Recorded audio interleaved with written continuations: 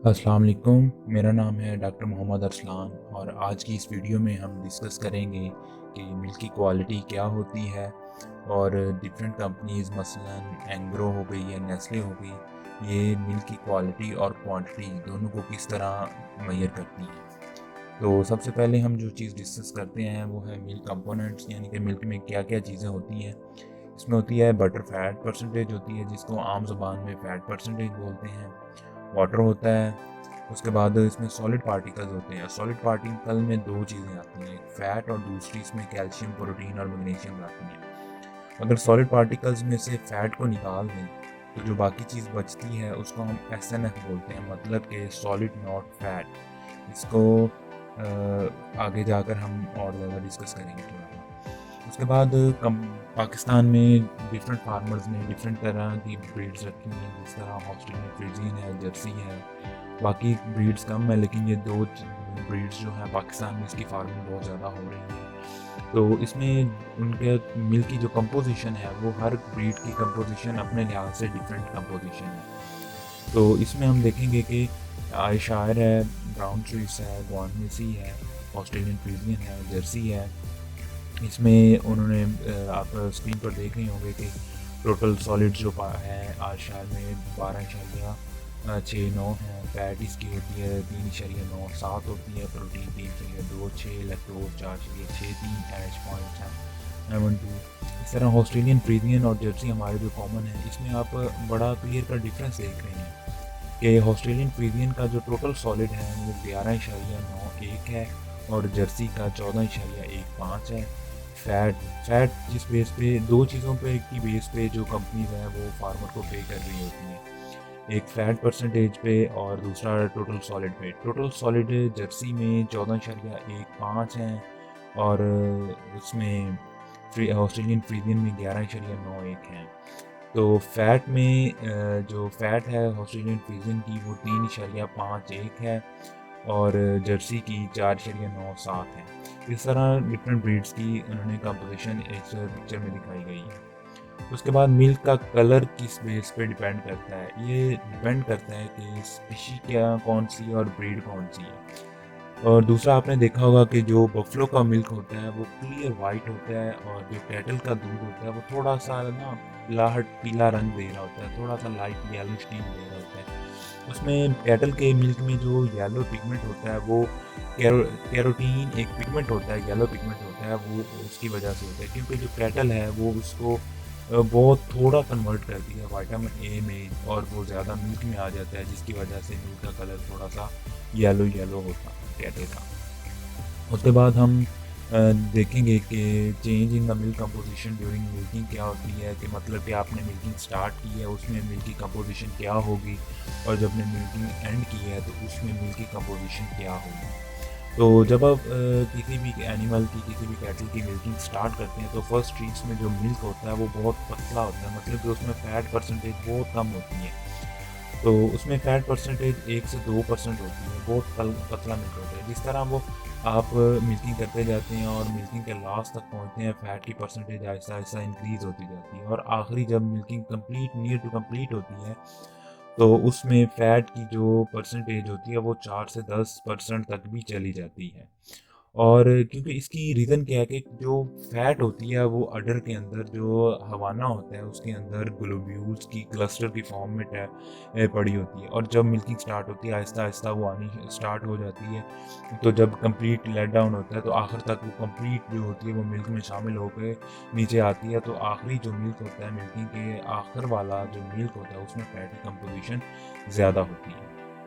और अगर बाज़ औक़ात इस तरह होता है कि इनकम्प्लीट मिल्किंग हो जाती है, मतलब कि दूध जो है वो अडर में ही रह जाता है, मिल्किंग प्रॉपर नहीं होती, तो उसकी वजह से ये होता है कि जो लेस फ़ैट वाला मिल्क है वो तो हमने निकाल लिया, तो बाकी जो मिल्क बचेगा उसमें फ़ैट की कंपोज़िशन जो होगी वो ज़्यादा होगी और अडर के अंदर ही रहेगा। जो अडर के अंदर रहेगा उसमें हो सकता है कि फ़ैट की कंपोज़िशन जो है अप टू 20% तक पहुँच सकती है। उसके बाद आप देखेंगे एक जो जानवर है उसने पार्चुरेट किया है, दूध देना स्टार्ट किया है, तो सबसे पहले वो क्लोस्ट्रम होता है। क्लोस्ट्रम में हमें पता है कि इम्यूनोग्लोबिन जो प्रोटीन्स होती हैं वो सबसे ज़्यादा होती हैं। तो ग्राफ में दिखाया गया है कि जो प्रोटीन्स हैं जो स्टार्ट ऑफ द लैक्टेशन, जो लैक्टेशन लेंथ है उसमें स्टार्ट में प्रोटीन्स बहुत ज़्यादा है, और जो ऐश है वो through out the lactation same रहती है ऑलमोस्ट। लैक्टोज पहले कम होती है, फिर आहिस्ता आहिस्ता बढ़नी शुरू हो जाती है। जो फ़ैट है वो पहले थोड़ी सी ज़्यादा होती है, फिर जब पीक प्रोडक्शन आती है तो प्रोडक्शन और फैट का इन्वर्स रिलेशनशिप है। तो देख रहे हैं कि जो फैट की लाइन है वो थोड़ी सी डाउन होती है पीक प्रोडक्शन पे, फिर सस्टेन हो जाती है। प्रोटीन सबसे पहले ज़्यादा होते हैं कोलेस्ट्रॉल में, फिर आहिस्ता आहिस्ता कम होने जाते हैं, और फिर एक सस्टेन एक जो अमाउंट है मील की उसमें आ जाते हैं।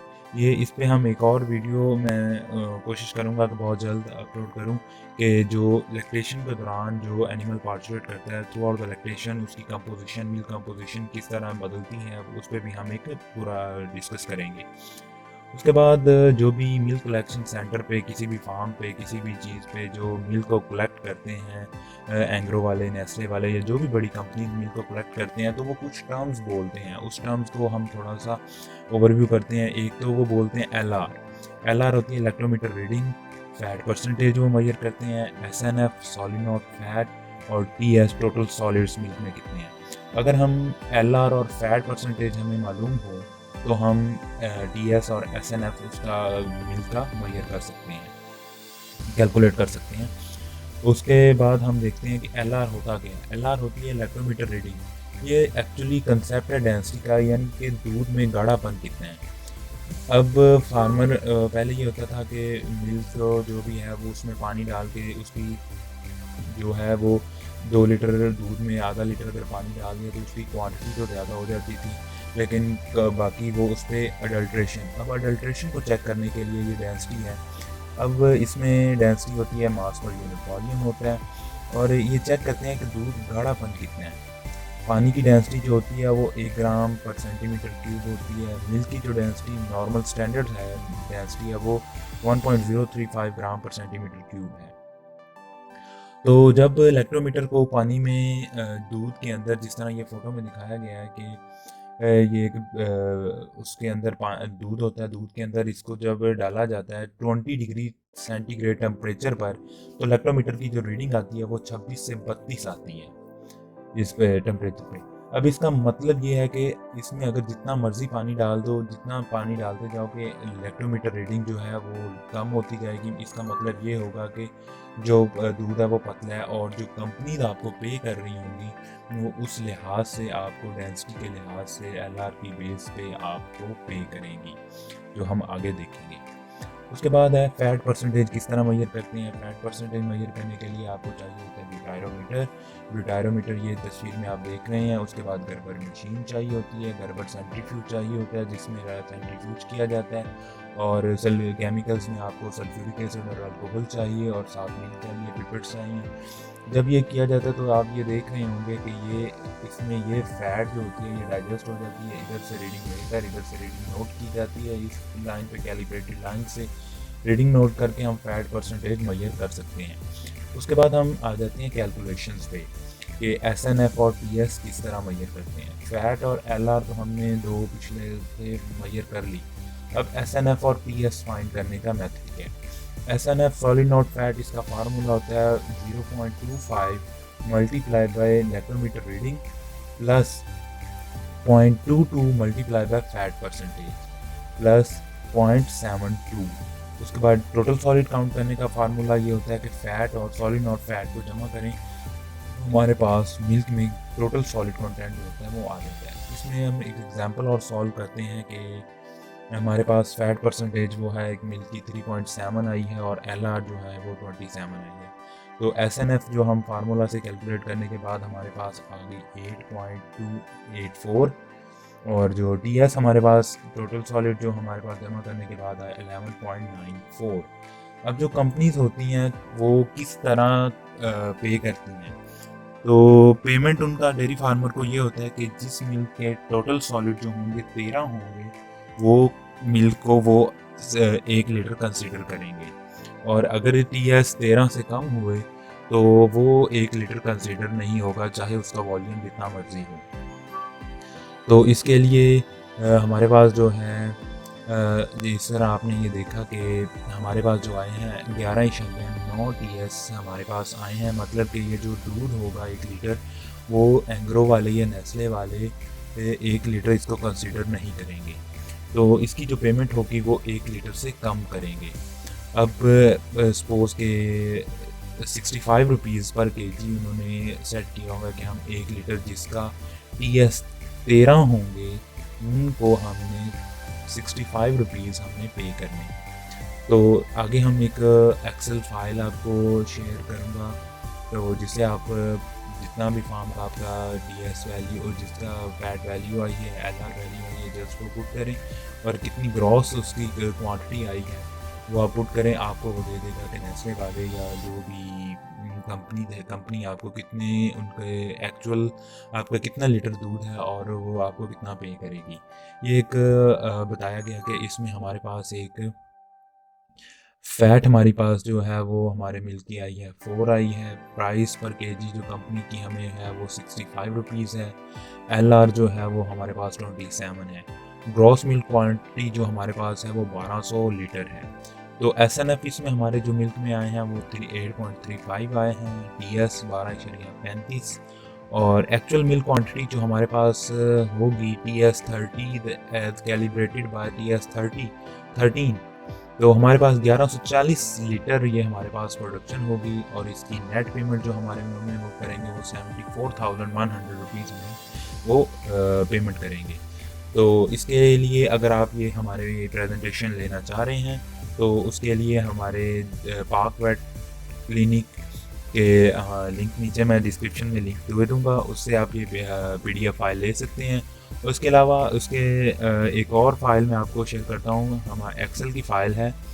एक्सेल में ये येलो बॉक्स है, इसमें आपने सपोज़ आपकी एक फार्म है, उसमें आप मेजर करना चाहते हैं कि एंग्रो वाले कितना हमें दे रहे हैं। आपकी फ़ैट एक दिन की आई है 3.9 आई है, प्राइस 65 रुपीज़ ही रख लेते हैं। LR आपकी 27.5 आ गई है। तो मैंने इसमें ऐड किया है आपकी ये जो ग्रॉस मिल्क प्रोडक्शन है वो 1000 लीटर है। तो आपको कितना पे करेगी कंपनी, कितना उस दिन पे करेगी और एक्चुअल मिल्क क्वांटिटी आपकी कितनी है, ये सब कुछ इस फार्मूले में ऑटोमेटिकली चेंज हो जाएगा। आपने जस्ट ये करना है कि येलो जो डॉट्स हैं, येलो बॉक्स हैं, उसमें अपनी रीडिंग लिखनी है।